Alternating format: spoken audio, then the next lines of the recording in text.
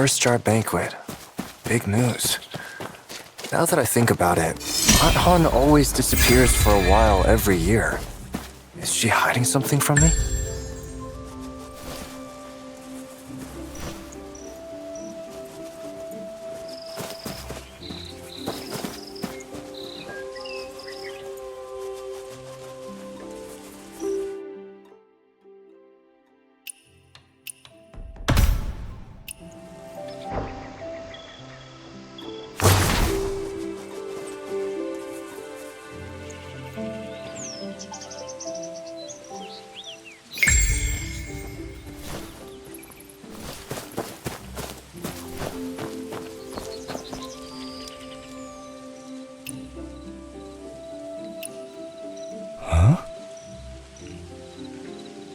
Huh.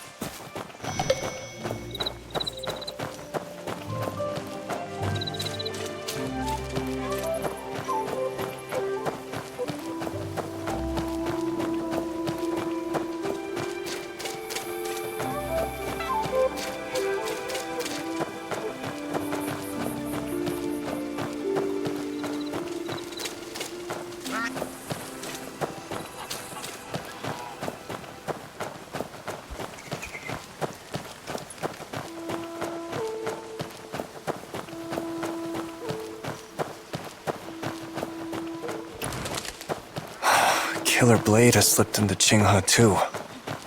The first jar banquet this year won't be peaceful.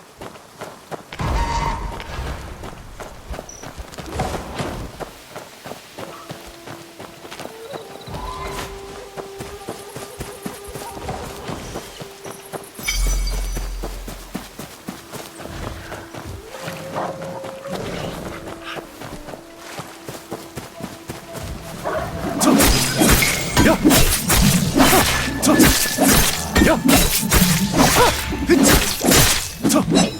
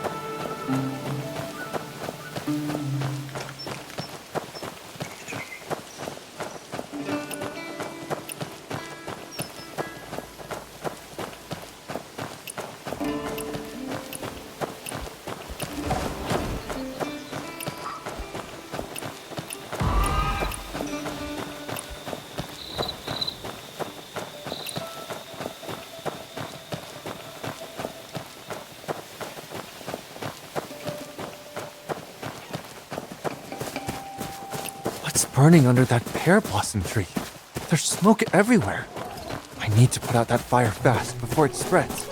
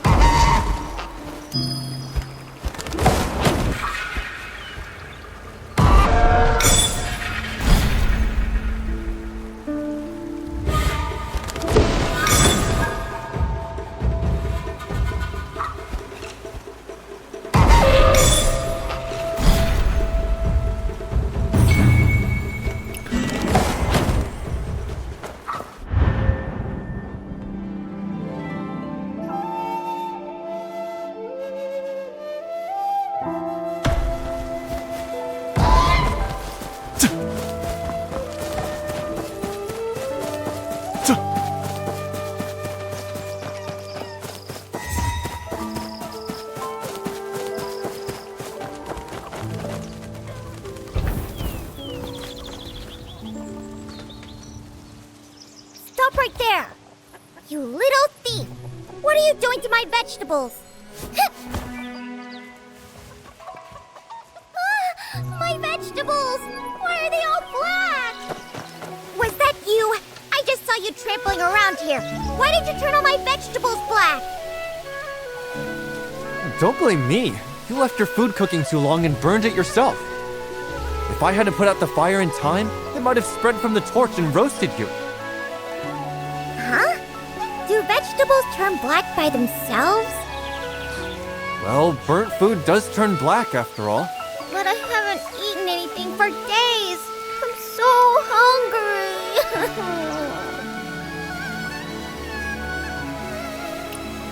What now? I don't know how to cook either. Don't worry. Just wait a moment. Look, this is why I brought this along. Learn to cook in 30 minutes. I was using it just now. It's easy. You were following this book when you made that dish just now? Doesn't sound very promising. No. This time, I'll study the book carefully. Let me see.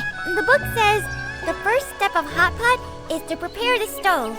And then Oh, so many words. Alright, I need a bit more time. Why don't you grab the ingredients and give that stove over there a try? I'm here if you run into any problems.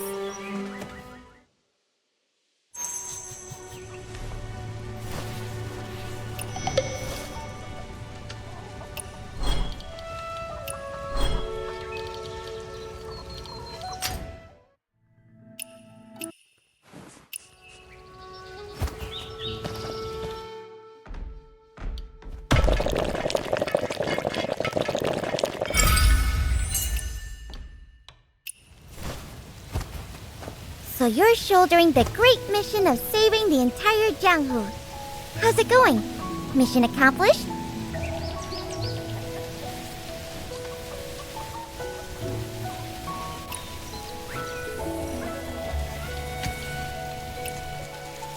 Wow, that smells amazing!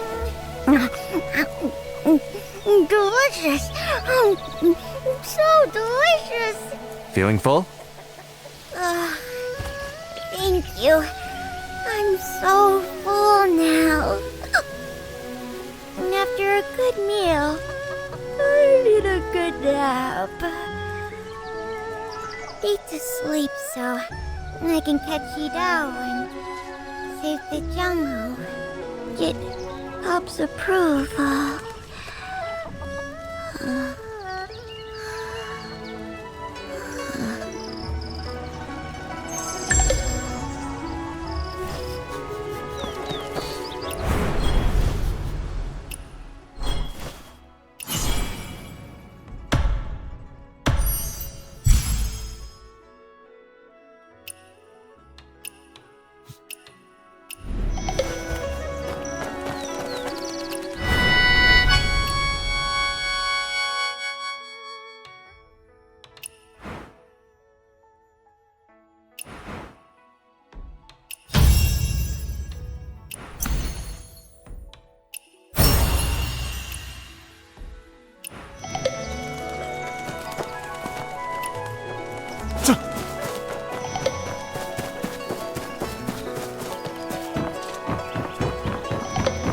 Aunt Han isn't waiting for me at the door like she usually is. Whatever big news there is can wait. I need to find a way to calm her down first.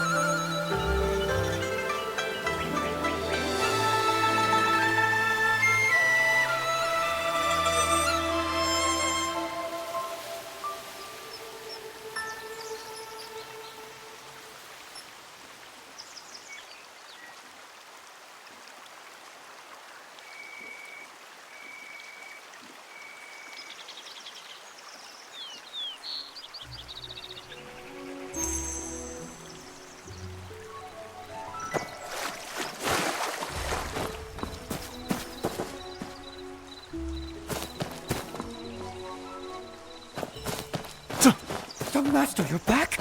Madam Han is waiting for you at Blissful Retreat Inn. Better hurry.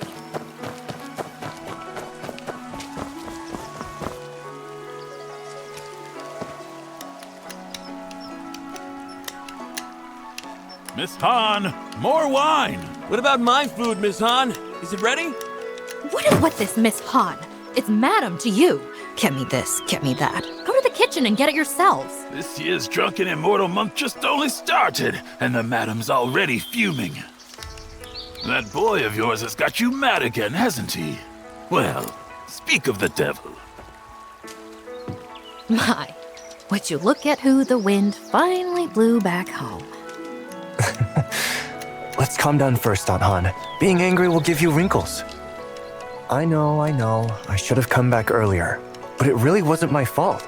I was ambushed by a bandit in black at Uncle Jiang's hut. And A bandit in black? Are you hurt?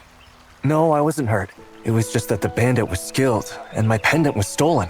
His swordplay was fierce and swift, always shifting and changing. He was like a raging storm. He brought down an entire bamboo grove. If only I could go to the jungle and learn martial arts. I'd be able to take him for sure. Jianghu, Jianghu. All you ever talk about is the Jianghu. Yammering about it for a decade. You trying to drive me crazy? Aunt Han, why won't you let me go to the jungle? Not a word from Uncle John. Doesn't that worry you? Whoever took the pendant might be connected to him. Kind of like a flaming dragon pattern. And what of it? After all, you are certainly not leaving Heaven's Pier. There are a lot of strangers in town lately. Do not stir up trouble. Hey, madam! Bring the wine, eh? Are you just going to stand there? Go bring those tables their wine.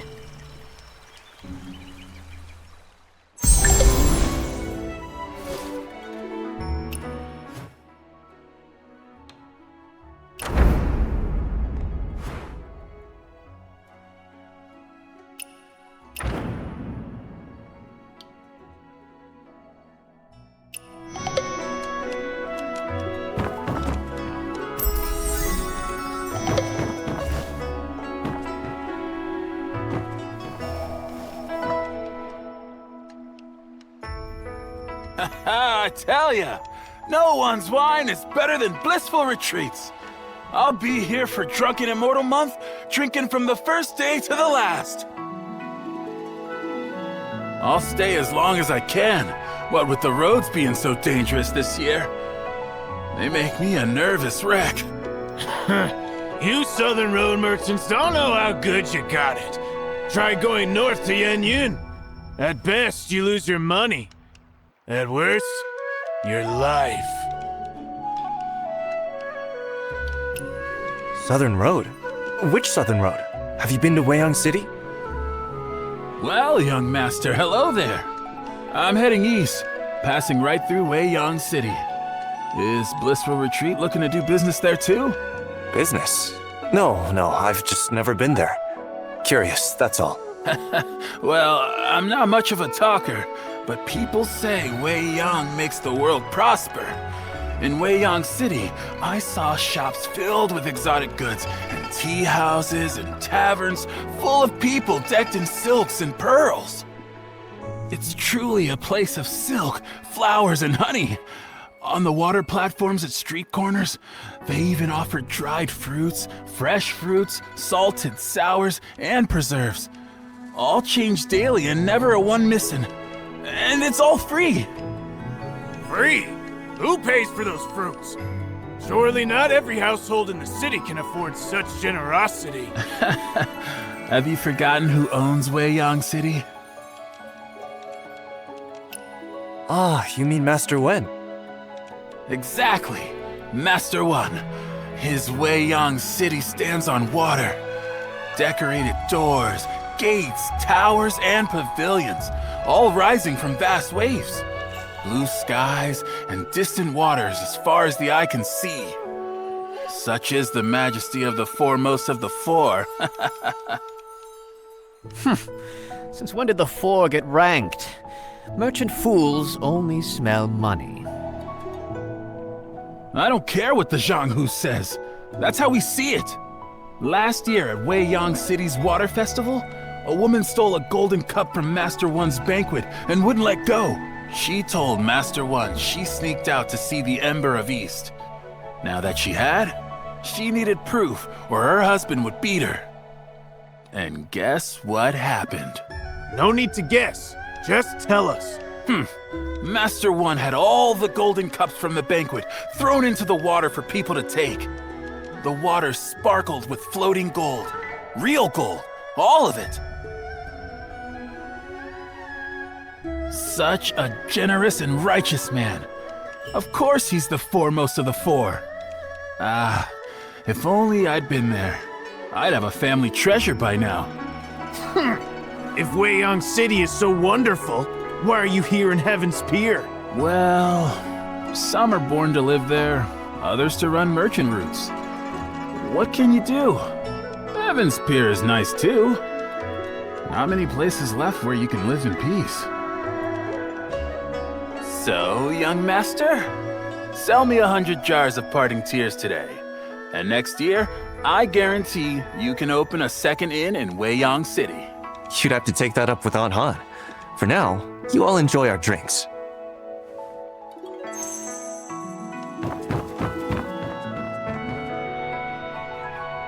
You came on the Northern Road, sir? Then, do you know what Yenyun is like now? We all know how cruel the Chitan are. 2 years ago, the late Emperor... his march to the north. I saw those troops by the Yellow River. So strong, so fierce. Who knew the commander would die, leaving the army with a bunch of fools? Good thing the Northern Vow kept Wang Qing's spirit and fought to the death, or none of us would be here. The march to the north? Ha! 2 years ago, the people of Yan'an sent all the supplies they had to the battlefield. And, well, for decades, it's been one war after another on account of this dynasty or that official. Yan'an's drained dry. Been ages since we've seen anyone take the road to Yenyun. If we stand together and keep the faith, Yenyun will be ours again. After all, aren't the heroes of the Zhonghu better than those Chitan dogs? Zhonghu Wanderers? If they were all trustworthy, would Wang Qing have fallen at Zhongdu Bridge? What's with that look?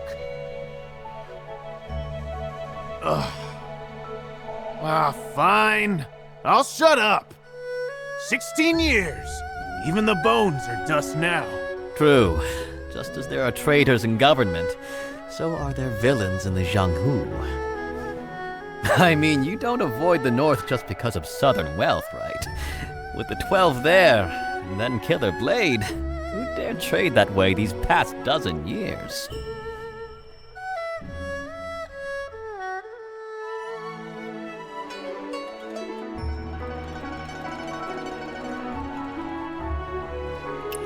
What's Killer Blade? Killer Blade is a man. They say his blade could split mountains. Oh, and I'm not just blowing smoke. It's the truth. Over 10 years back, the 12 calamities ruled the border. One night, a mountain near the border suddenly collapsed. Next morning, they were going to investigate when they found a wet package on the city wall. The eaves were too high to climb, and guards patrolled all night. Yet no one saw who did it. They used poles to get it down, and inside was the head of a man! Someone ended up on the wrong end of a blade and had his head taken off. Later, they found the body belonging to the head right where the mountain had split. It was a duel that had caused that disturbance. Huh? How do you know it was Killer Blade? Didn't you just say no one saw him hang the head? After committing such evil, he wanted everyone to know. That head was Master Bai of the Northern Vow. Came to kill the 12 so the Alliance could keep fighting. At first, no one in the Zhonghu knew who had done it, until Bai's funeral. The 12 showed up and destroyed his coffin, so not even his corpse remained whole. Before leaving, they claimed Killer Blade was their 13th brother. Real birds of a feather, not a shred of shame among them. We've heard of Killer Blade too. As for the 12, they aren't that famous. Were they in league together? The 12 calamities is old news. That's why you don't know. 12 people, all related, who just killed, robbed, and kidnapped. Killer Blade has his temper. Cross him, and you're dead. But he keeps his word. His parents died keeping a promise. So, you see, it's his family code. Well, that's why, after getting involved with the 12 calamities, he was always bending over backward. The 12 weren't happy about this. They wanted to part ways, but feared his temper. So, they set a trap at a banquet, and wouldn't you know, his blade left 11 dead. And Killer Blade took that and drank wine from it. Wine? Wait. Why 11? Weren't there 12? To tell you that, I'd have to tell you about that blade of his. Wine's gone. Here, this round's on me, sir. Oh, so you're interested too, young master. Then I'll go on. At first, Killer Blade was the name of his purple gold blade. Later, it became his name. That blade was forged from dark iron from the heavenly pool. And that dark iron, it was a gift from Zhang Wangzhou, the first of the 12 calamities. Hey, I'm not making this up. Just ask anyone at the border. Because of that, he swore never to use the blade on Zhang Wangzhou. He probably never guessed that years later, when fighting Zhang for his life, he'd have to drop his blade and use his bare fists. So Zhong had the advantage, 11 helpers, and Killer Blade's promise not to use his blade. And he still lost? Killer Blade must be some fighter. Nonsense, he's just lucky. Without Well of Heaven sex meddling, he'd be dead and gone by now. But luck can change. If a man doesn't value his life or try to do good, he tends to make enemies. Then Killer Blade can become the Killed Blade in no time. You're a Jianghu wanderer yourself, aren't you, sir? That's right. I heard Killer Blade left the border and has shown up here in Qingha. So, I came to see whose blade is really a killer. Mine or his. Ah. Young master, there's a guest in the side room. Go see to them for me, eh?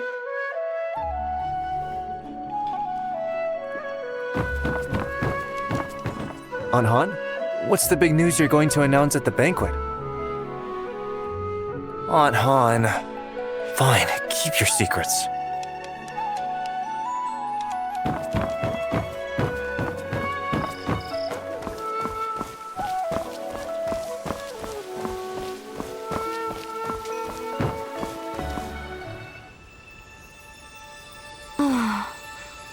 Not words of love nor wine's relief can stay the sting of parting's grief. So this is parting tears?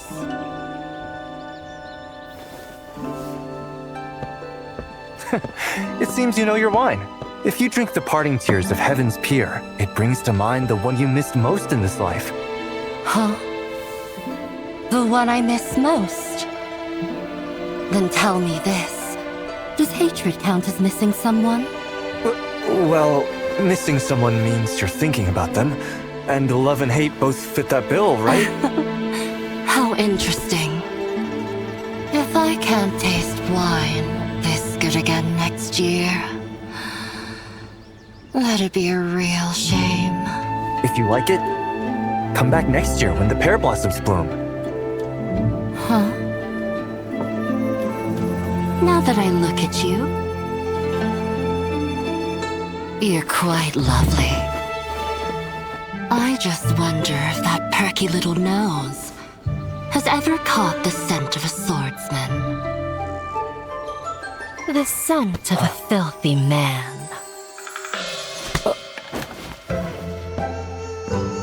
What are you standing there for? Already this hour and the serving dishes have yet to arrive. Go to the kiln and look into it. Right.